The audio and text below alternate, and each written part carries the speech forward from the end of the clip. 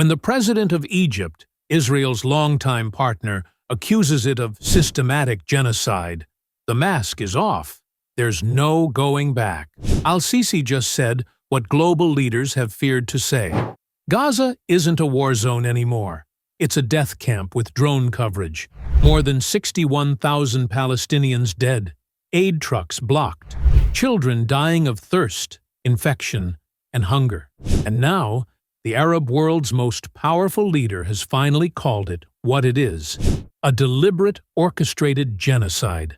In a fiery press conference on August 5th, Egyptian President Abdel Al-Sisi, a man not known for emotional outbursts, dropped a bombshell. This is not about hostages. This is not politics. This is starvation. This is the liquidation of the Palestinian cause. This is systematic genocide. He didn't say alleged. He didn't say might be. He said genocide, point blank. And his proof? Over 5,000 aid trucks are stranded right now at Egypt's Rafah crossing, fully loaded with baby formula, antibiotics, flour, while Israel blocks their entry. What began after October 7th, 2023, as retaliation against a Hamas attack, has morphed into something much darker. This is no longer about security or justice. This is about breaking a people, mentally, physically, generationally. Israel is now considering a full-scale offensive to seize all of Gaza. Meanwhile, Netanyahu's war cabinet plots behind closed doors, while babies die in their mother's arms in open daylight. The numbers alone should haunt you. 61,020 dead. 150,671 injured.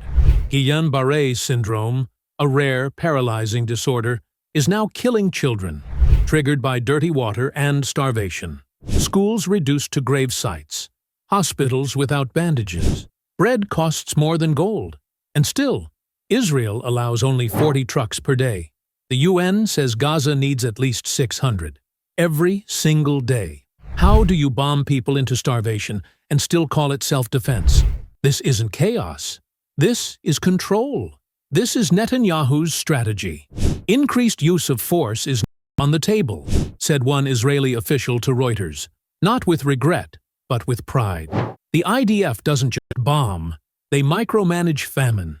They've created a black market blockade, where even baby food must be vetted by Israeli-approved traders.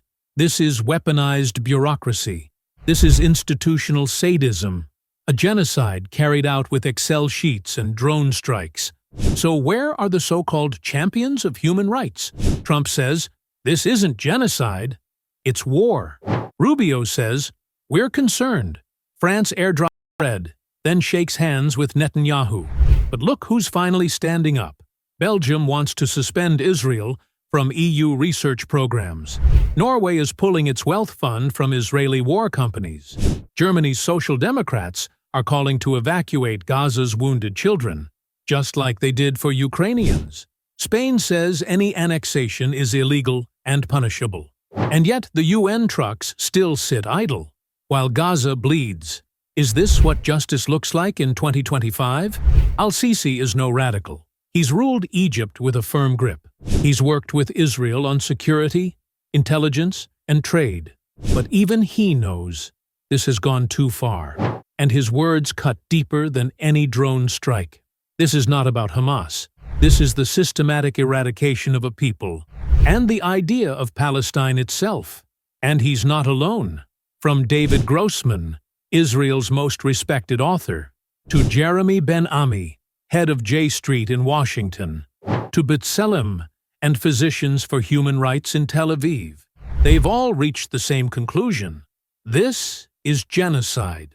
Would you let your child starve behind barbed wire? Would you stay silent if your city was turned into a prison camp? Or do human rights only apply if you're on the right side of the border fence? This isn't about Palestine anymore. It's about all of us. About whether truth means anything at all in a world of lies. The trucks are ready. The children are dying. The leaders are stalling. If you feel something, say something.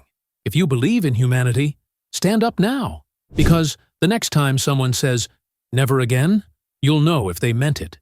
History is watching. Will you stand with the oppressed or scroll past their screams? Comment, share, subscribe, not just for content, for conscience.